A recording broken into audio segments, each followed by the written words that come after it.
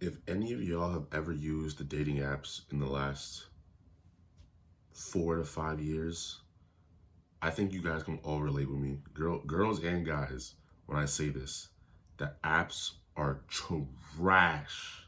Like on paper, the concept sounds so good, right? You sign up on this dating app that hundreds of thousands of people sign up on, right? You swipe, you put some effort into your profile. You keep swiping until you find someone that's or you think that's compatible. Y'all talk and then y'all go on a date, and then happily ever after. You know, wrong. It don't happen like that on the dating apps though. And I think it's because of corporate greed that these apps have like taken its own form. It's like honestly, it's like a cash cow for some of these businesses. The way they make money off these apps is actually ridiculous. With the introduction of dating tiers and even just add-ons and stuff like that within the apps that you can pay for, I think that's like what really just put the nail in the coffin into the dating apps. I'm sure there's always been some ulterior motive for these companies to make money off of people, trying to find a partner for whatever reason you're trying to find someone for. I mean, not everyone's on the dating apps to find like a girlfriend or boyfriend. Some people are just there casually, and that's cool. I feel like dating apps back in the day, with like eHarmony or whatever the hell the dating apps were back in the 90s. I feel like the dating apps back then were probably like A1, like top tier. Before the algorithm, before all these different paid options where you could literally just go out and swipe and you'd immediately appear in someone's like inbox or whatever, and you can just go back and forth and talk.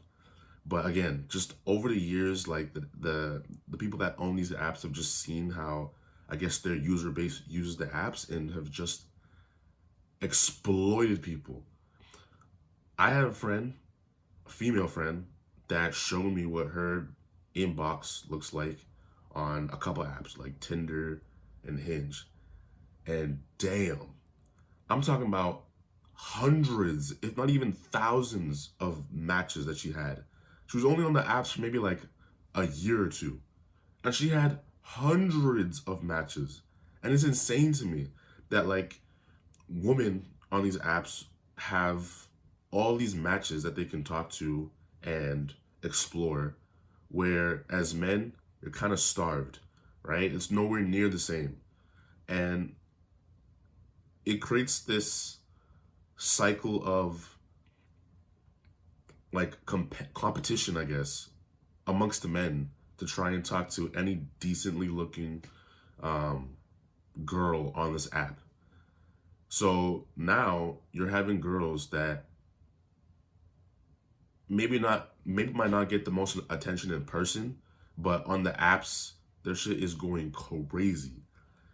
And now these women have hella inflated egos, right? When they're on these apps, because they think that they can just bag anybody now. I mean, look at all the dudes that are in my DMs. Whole time, it's just dudes swiping because they can't get anybody else on the app, right? And this creates two things. Like I said, one, it creates hella competitiveness amongst men, and it's also bad for females because now they're overwhelmed. You're having hundreds and hundreds and hundreds of matches, dudes that I guess all kind of fit your personality type and and what you like, right? They're all good looking, maybe tall, whatever it is that the female is into.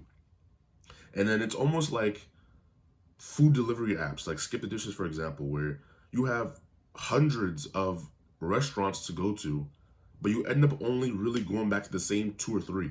I don't know if you guys or girls are like that, but I'm like that. On the food apps, the food delivery apps, so many options, but I always end up going to the same two or three. And I feel like maybe kind of scared to try like other food or other restaurants on the apps just in case it doesn't taste good. Because, I had that experience before where I was really hungry and I bought something from a different restaurant and it just didn't pan out. And now I'm disappointed. I'm out of $25. I'm still hungry and I don't like the food. So now it's like, all right, I'm going to just keep sticking to the same two or three restaurants that I usually go to. And that's just that. So now you're overwhelmed. I think there's like a word for that. If I can find it, I might put it on the screen or something. But I think it's the same thing that happens with the dating apps for females in the female perspective. They just have so many matches that they become numb to it, right? Every day it's 15 new dudes in your DMs trying to shoot their shot in the most crazy, just wild things to you to try and get your attention because, I mean, hey won't work, right? What works in person, hey, what's up, how you doing? You know what I'm saying? What's your name? That won't work on the apps. You feel me? It's hundreds of dudes saying the same thing. So you can't say that. You gotta stand out somehow. So that's why I feel like dudes are starting to send like increasingly crazier DMs over times. Because like they just hate, like I said, hi doesn't work anymore. You know what I'm saying? No one is gonna respond to hi when there's 400 other good looking dudes in your DM saying the same thing. So it comes to a point where the women don't take the app seriously anymore. Because I mean, again, they're overwhelmed. They don't know what decision to choose. You know who to go on a date with. All this extra shit, and then you got dudes who feel like this is hopeless. Like I match and match and match, but you know, for whatever reason, it just never works out. It's just the dichotomy of the whole thing. This is how it was designed. It sucks. You know, like I've heard both sides of the argument about female and male perspective on the dating apps, and sure, the experiences are wildly different. But at the end of the day, no one is meeting who they want to meet. No one is having a good time on these dating apps. So the next time, you know what I'm saying, you talk to someone on the apps and it fizzles out or they ghost you or it just doesn't go nowhere, just remember it's not a you thing. That's how it was designed. The quicker you fall in love and get off the apps, the less money these companies make. So it's in their best interest to keep you on that app forever and just have you paying and paying and paying.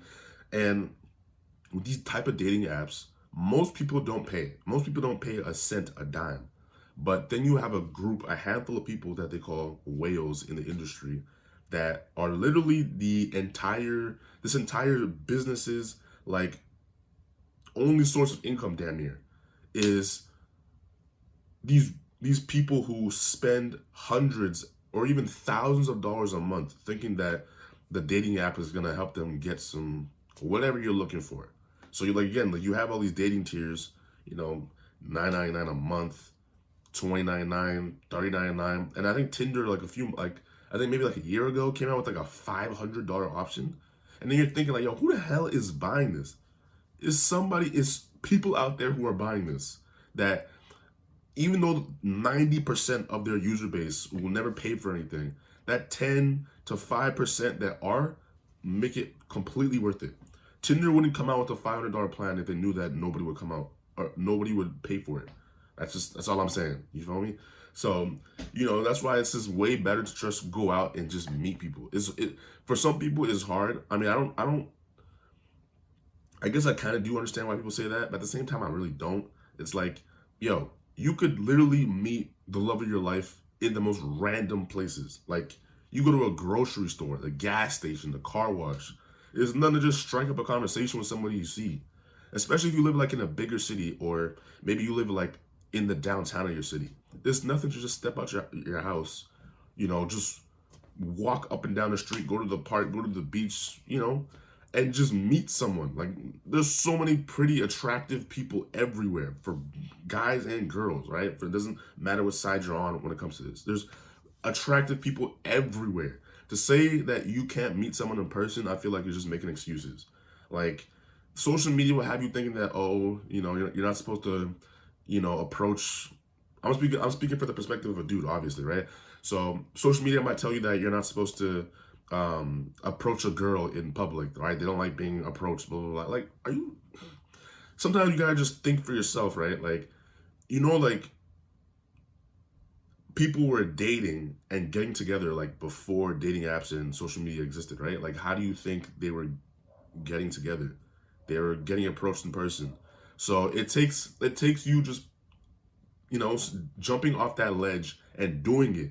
At the end of the day, the life is too short to regret stuff. You feel me? And I feel like buying into this BS online about, oh, don't say this, don't say that, don't approach her here, blah, blah, man, screw all that, bro. Do you. At the end of the day, she's gonna appreciate the person that she likes or finds attractive doing that than not doing it. You know, right? Like, for example, like you might be out somewhere and you see a girl and maybe you guys are making eye contact, whatever, but for whatever reason, maybe because again you're buying into the online BS, you never make a move, right? And then because you thinking that like she doesn't want to be approached there, even though she was sending you signals the whole time that hey, like come say what's up, right? Then you go online and see memes of people talking about um, he never made a first move, so it just never happened. So like now it's like okay, to someone who's online, it's like okay, what do I do then? Like right, like some girls are saying that they don't mind getting approached, and some girls say they don't approach me. Bro, just do you. You know what I'm saying? Do you. Don't worry about what people are doing on the internet. You feel me? At the end of the day, the internet is all nonsense. It's all smoke and mirrors. People just say stuff for views and engagement, right? Knowing damn well that that's not the way that life is for real. So yeah, I feel like dating apps are honestly like on paper one of the best sounding concepts, but in reality and with the execution of everything, terrible. You know what I'm saying? Put the phones down, delete the dating apps, go outside and meet somebody. I promise you it's not that hard. I'm Beezy, signing out.